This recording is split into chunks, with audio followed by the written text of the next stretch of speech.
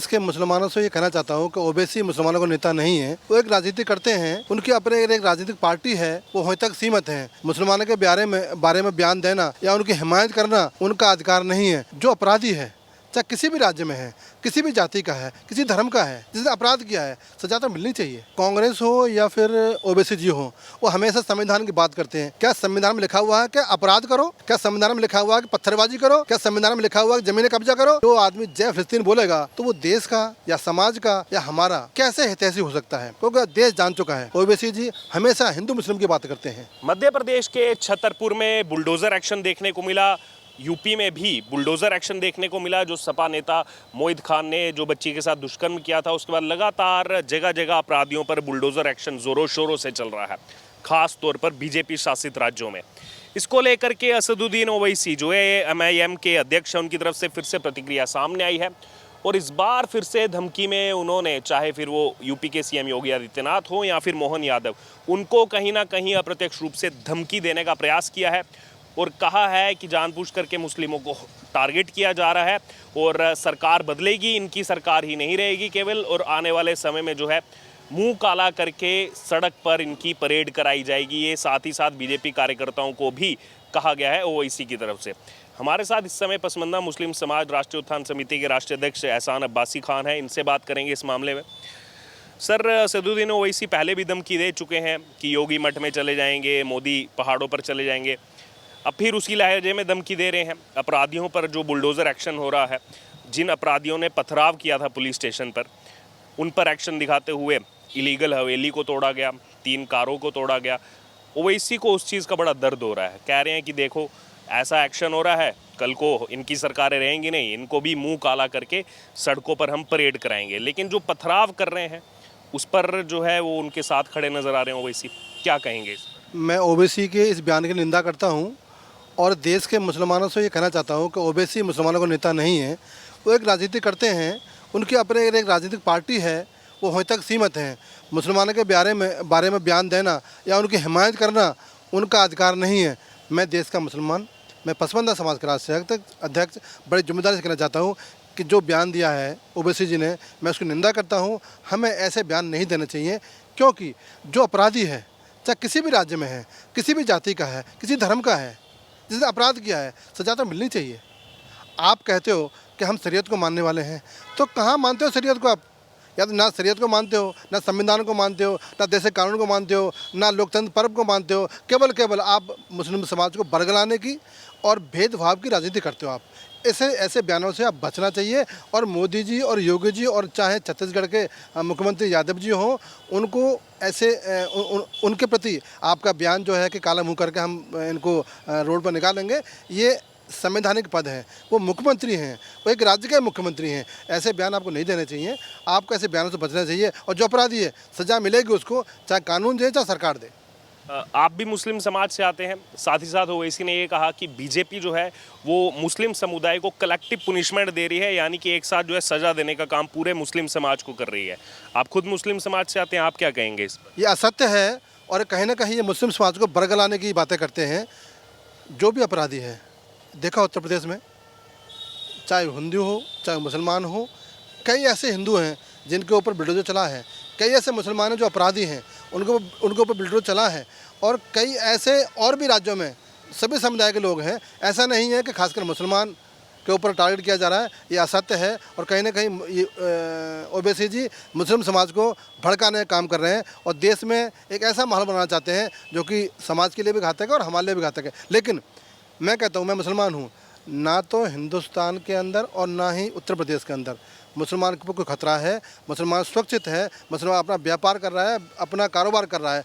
जो मुस्लिम समाज के कुछ मुट्ठी भर लोग हैं जो अपराधी गतिविधियों में लिप्त हैं, चाहे वो रेप के मामले हों, चाहे वो ज़मीन के मामले हों, चाहे वो बाहुबली के मामले हों, चाहे वो हत्या के मामले हों, हाँ, उनके ऊपर अंकुश लगाया गया है, क्योंकि सभी समाज को साथ लेकर चलना है। जो अपराधी किसी भी जाति का है उसके ऊपर कानूनी कार्रवाई होगी और कानून के तहत राज्य सरकारें या प्रदेश सरकारें या फिर देश की सरकार उसको एक्शन लेगी और उसके ऊपर अंकुश लगाएगी, तभी हमारा देश भयमुक्त बनेगा, तभी हमारा राज्य भयमुक्त बनेगा, अपराध मुक्त बनेगा। और यही सरकारों की सबकी ये इच्छा होनी चाहिए कि हमारे प्रदेश, हमारे नगर, हमारे शहर, हमारे गांव, हमारे गली मोहल्ले सब सुरक्षित हो और अपराध ना पनपे, इसका सबको ख्याल करना चाहिए।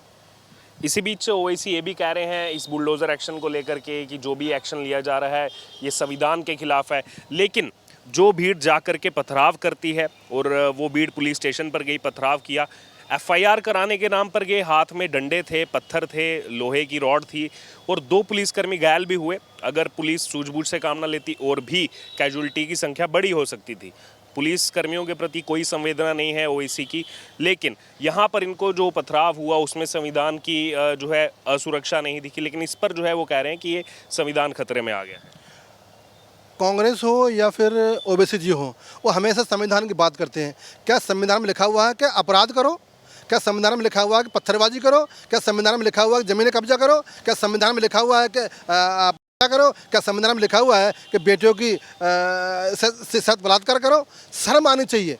हमेशा संविधान का सहारा लेते हैं, हमेशा अपराध करते हैं और संविधान का नाम लेते हैं। संविधान तो कहता है कि सभी धर्मों का सम्मान करो, सभी इंसानों से मोहब्बत करो, देश के कानून को मानो और देश में भाईचारा फैलाओ, देश की एकता अखंडता को मजबूत करो। आप उसको तो मानते नहीं हो। आप जो आदमी जय फिलिस्तीन बोलेगा तो वो देश का या समाज का या हमारा कैसे हितैषी हो सकता है? जो फिलिस्तीन की जय बोलेगा तो फिर ना भारत माँ की जय नहीं बोलेगा और फिलिस्तीन की जय बोलेगा तो यही समझ लो कि इनकी विचारधारा क्या है और क्या करना चाहते हैं और कैसे इनके विचार हैं। लेकिन आज देश में मोदी जी की सरकार है, किसी भी ऐसे बयान देने वालों को जो कि देश में माहौल ख़राब हो उसके ऊपर कड़ी निगरानी रखी जा रही है और समय समय पर उनको अंकुश लगाया जाएगा। एक और बयान यहाँ पर असदुद्दीन ओवैसी की तरफ से आया है जो पूर्णतः मैं सीधे तौर पर उसका खुद कहना चाहूँगा कि बहुत बड़ा झूठ उन्होंने बोला है, क्योंकि मैंने खुद प्रत्यक्षदर्शी जो है उसकी एग्जाम्पल देखी है। ओवैसी कह रहे हैं कि मध्य प्रदेश में एक समुदाय के लोगों का घर तोड़ दिया जा रहा है। ऑब्वियसली उनका इशारा है कि मुसलमानों के घर को तोड़ा जा रहा है। फिर कह रहे हैं कि यहाँ पर जो है एनकाउंटर के नाम पर गोलियां मार दी जाती है। आखिरकार ये कब तक चलेगा? लेकिन दूसरी तरफ जब चुनाव चल रहे थे मध्य प्रदेश में, मैं वहीं पर था, एक उज्जैन में भी एक जघन्य अपराध देखने को मिला था। एक बेटी के साथ ही अपराध हुआ था, उसमें अपराधी हिंदू था और उस दिन मैं कोइंसिडेंटली वहीं उज्जैन में था और वो हिंदू था, तब भी उसके घर पर बुलडोज़र चला था और उसका घर तोड़ दिया गया था। और परिवार ने बोला था जो इसको सज़ा देनी है दो, अगर इसको फांसी पर चढ़ाना है फांसी को चढ़ा दो, हमने तो ये सीख उसको दी नहीं, अब उसने गलत किया है जिस बेटी के साथ, इसको सज़ा मिलनी चाहिए। लेकिन वो वैसी को नहीं दिख रहा है। जब हिंदू अगर कोई अपराधी है उस पर बुलडोज़र चलता है, वो वैसी उस पर जो है आंख बंद कर देते हैं और केवल कह रहे हैं कि ये टारगेट वहाँ पर मुसलमानों को किया जाए। बिल्कुल ठीक है आपने।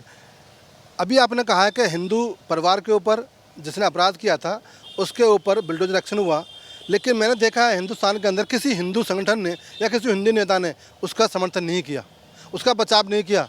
ओबीसी जी मुझे बताओ, कौन ही क्यों पत्थरबाजी करता है, कौन ही क्यों बलात्कार करता है, कौन ही क्यों कब्जे करता है, कौन ही क्यों हत्या करता है? जब हत्या करेगा, अपराध करेगा, बलात्कार करेगा तो बुलडोजर एक्शन होगा। अब मुसलमानों के हितैषी मत बनो, मुस्लिम समाज को अब समझाने के लिए आओ, करना बंद करो। अपने कारोबार में जो हमारा इस्लाम कहता है भाईचारा बनाएं और हर एक पड़ोसी से रास्ते में चलते राहगीर से मोहब्बत करो। पत्थर आए पत्थर हटा दो। तो देश का ताना बाना जो है उसको मजबूत करने की कोशिश करो, ना कि मुसलमानों को भड़काने की कोशिश करो। जो अपराध करेगा सज़ा मिलेगी, चाहे हिंदू हो, मुस्लिम हो, सिख हो, ईसाई हो, कोई भी हो, सज़ा मिलेगी। लेकिन ये कहना चाहता हूँ आपसे कि जो भी अपराधी है क्यों निकलता है।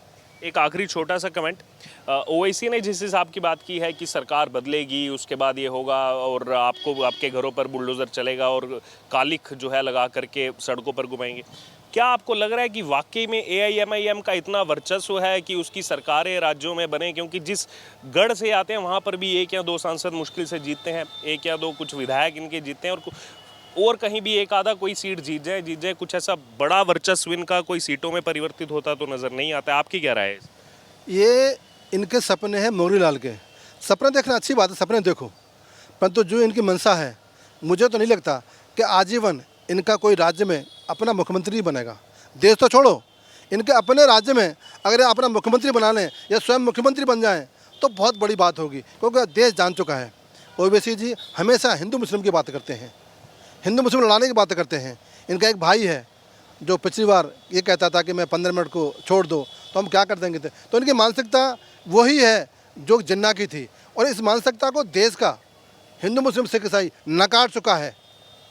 अब जो हमारा युवा है, क्योंकि हमारे देश का जो युवा है वो भी जान चुका है कि ओबीसी कहते क्या हैं, करते क्या हैं। वो केवल हिंदुस्तान के मुसलमानों को, हिंदुस्तान के हिंदुओं को लड़ाने की बात करते हैं। और अब जो गठजोड़ है इसे कोई तोड़ने वाला नहीं है। और सपने देखना अच्छी बात है, सपने ऐसे देखो जो साकार हो जाएं। पहले अपने राज्य में मुख्यमंत्री खुद बन जाओ, तो फिर आगे बात करेंगे। तो ये आपने सुना हमारे साथ एहसान अब्बासी खान को, जिन्होंने पूरी अपनी बात रखी, चर्चा हमारे साथ की। जो ओवैसी की तरफ से धमकी दी गई है उसको लेकर के अब आपकी इस पूरी चर्चा से जो राय हो आप ज़रूर हमारे साथ कमेंट बॉक्स में शेयर करें और बने रहें प्यारा हिंदुस्तान के साथ।